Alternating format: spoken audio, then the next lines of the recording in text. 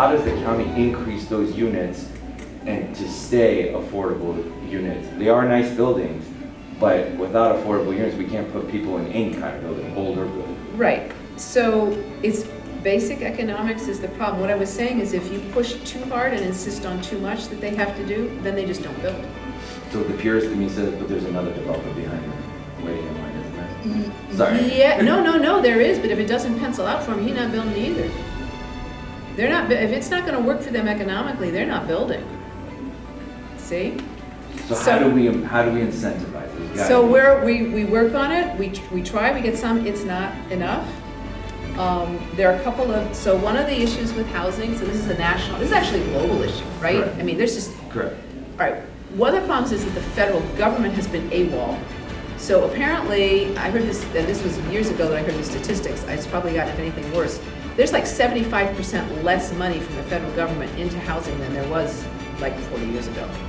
The federal government used to put in money to help places build housing, they're not. So the federal money is kind of like out of there, right? Then it comes down to us, the taxpayers.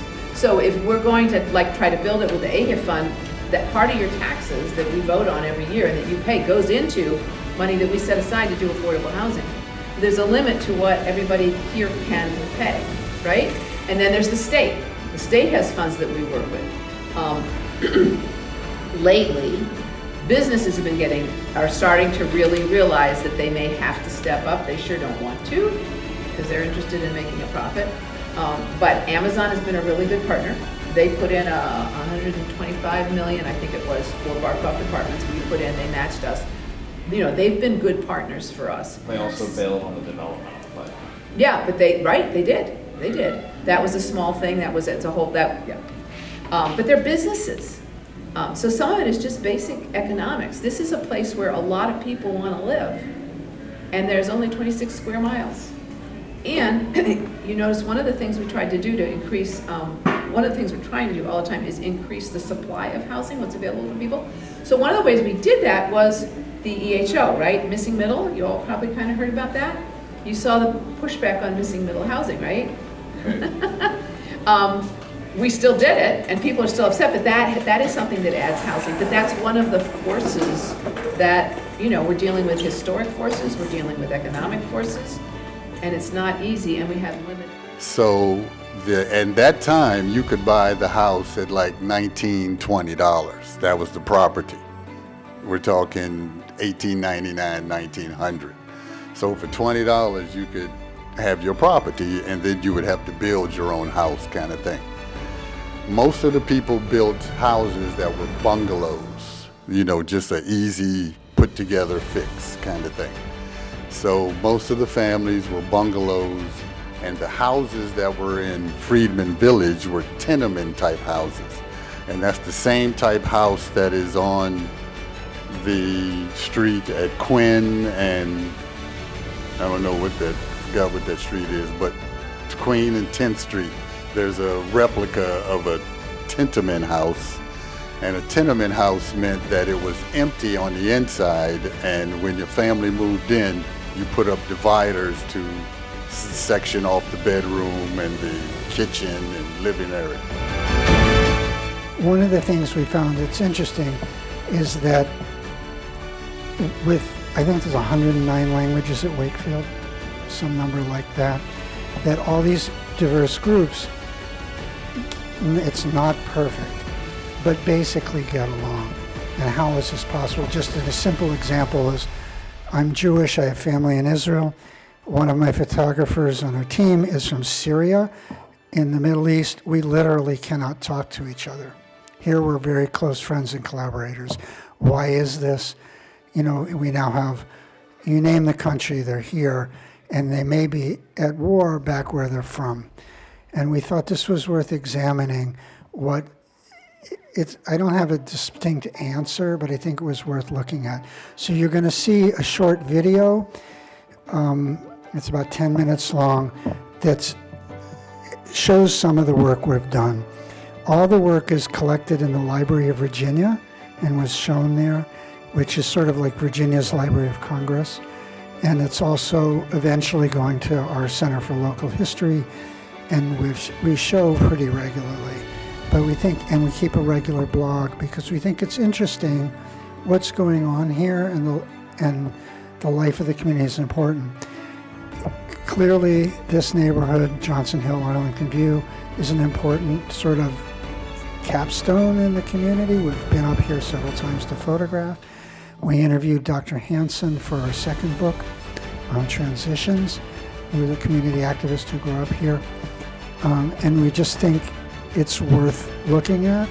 And I think the best way to understand is to see the video.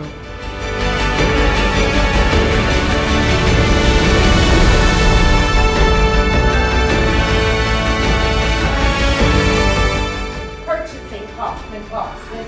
Some of the research says that Harrison Green, and he was one of the 4 families that were rooted here on Johnson Hill.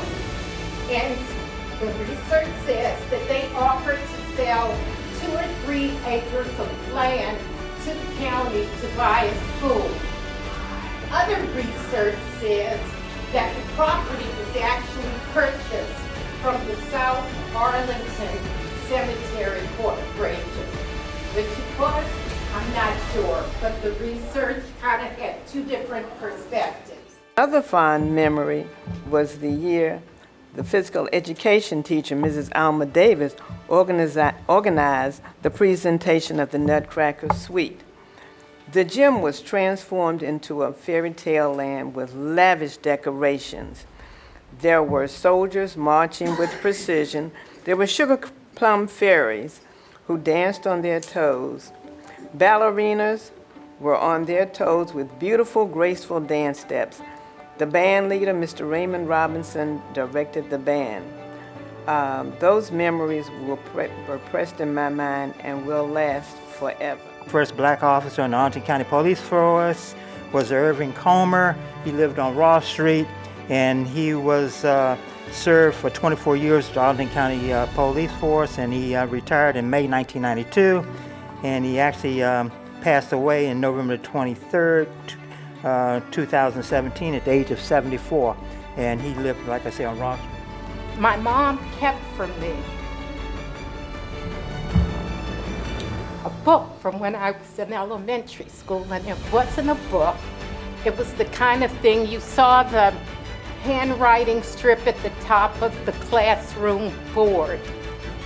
So every day when we came in, we had to write our news, and it was something on the board, and it was to keep us with current events. It was to practice penmanship.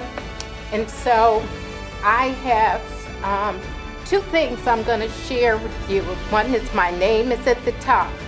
Our news. An astronaut is going in space today.